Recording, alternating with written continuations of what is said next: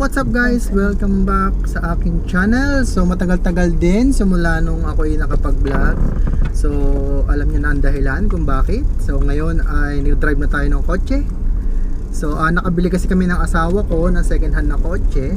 So yung kotseng yon ay pinractice ko ng matagal sa pagdadrive. So yan, marunong na tayo mag-drive no ng kotse. So yeah, sa'yo ay magpapapalit ng gulong no?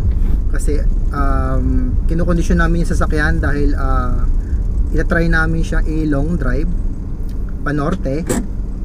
Although nakapag-drive na ako pa Batangas, but alam niyo naman kasi Laguna ay katabi lang ng Batangas no? So medyo malapit-lapit yon. So ngayon ay kinokondisyon nga namin to para make sure na smooth lang yung ating biyahe no panorte. So yan, para magpapalit ng gulong kasi since nabili namin to last year 2020 or rather 2023 no. So di pa napapalitan ng gulong yung likod. So napalitan ko lang is yung harap. Turn left on 1 MSR, Ayan. Manila South Road. So gumagamit tayo ng Waze kung naririnig niyo.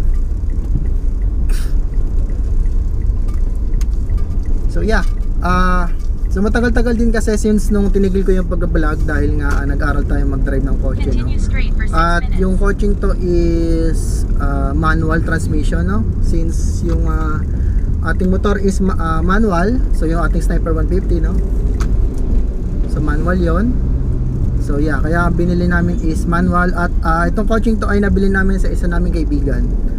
No, at yung kaibigan namin yon is nag-abroad kasi, so walang nag-drive ng kotse, so nag-decide siya na ibenta na lang sa amin. So yan. So i-update ko kayo since bago ngayon lang ulit tayo nag-vlog no. So i-update ko kayo. So yun lang muna sa ngayon.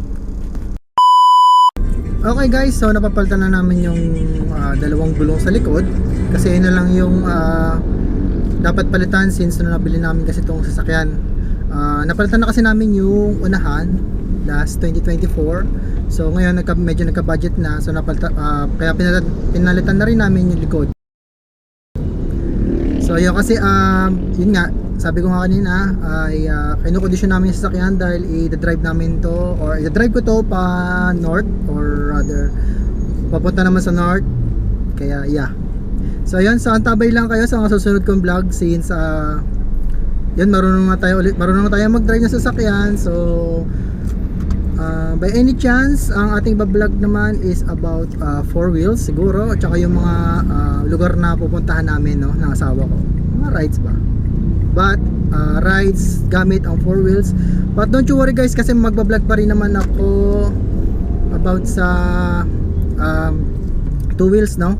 So stoplight muna tayo. So yun. So by the way nga pala guys, 'di ba sabi ko kanina manual yung kinuha namin kasi nga syempre 'di ba yung aking motor is manual no, transmission. So yun.